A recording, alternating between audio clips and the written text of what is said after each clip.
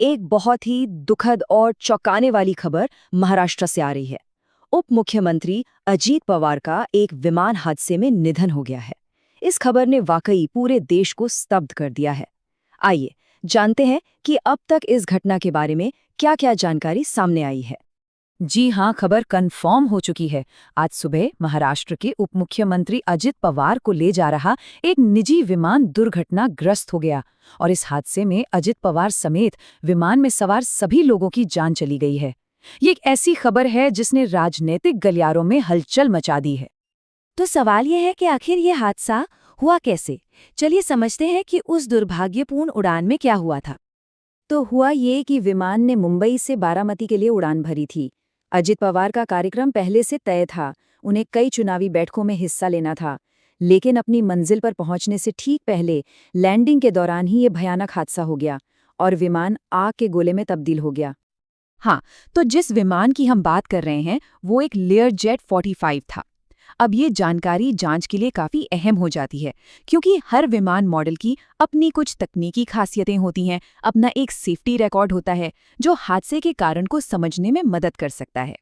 चलिए अब बात करते हैं आधिकारिक पुष्टि की और इस हादसे में जो जाने गई हैं उनकी।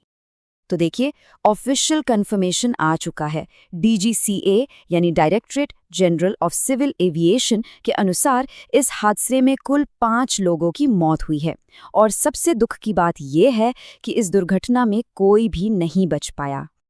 इस विमान में उप मुख्यमंत्री अजित पवार तो थे ही, उनके साथ उनके सुरक्षाकर्मी और विमान का क्रू भी मौजूद था।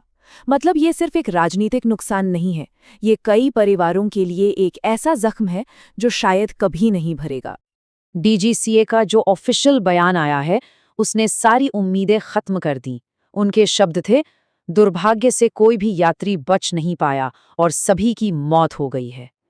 बस ये एक लाइन ही इस हादसे की पूरी भयावहता बताने के लिए काफी है। जैसे ही ये खबर फैली, समझिए पूरे महाराष्ट्र में बल्कि पूरे देश में एक शोक की लहर दौड़ गई। अब देखते हैं कि इस घटना का राजनीतिक और सामाजिक तौर पर क्या असर पड़ रहा है। तो देखिए, रिएक्शन जो हैं वो 2 तरह के आ रहे हैं।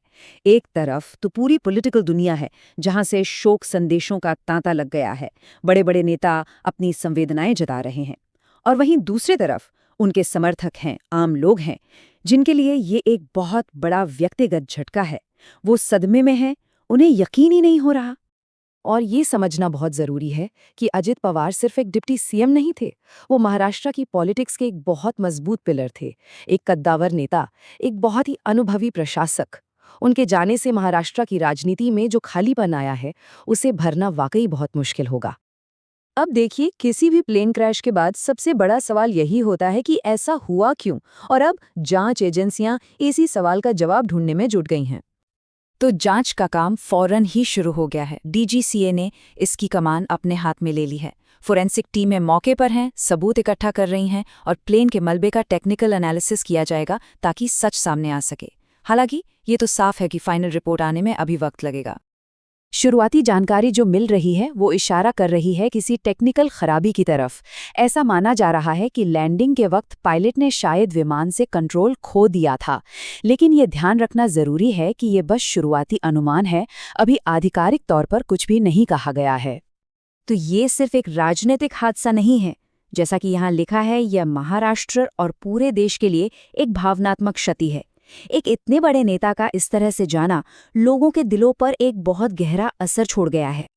अजित पवार के जाने के बाद महाराष्ट्र की राजनीति में एक बहुत बड़ा शून्य पैदा हो गया है और अब सबसे बड़ा सवाल यही है कि इस त्रासदी के बाद राज्य की राजनीति अब कौन सी दिशा लेगी। इस सवाल का जवाब तो खैर आने वाला वक्त ही देगा।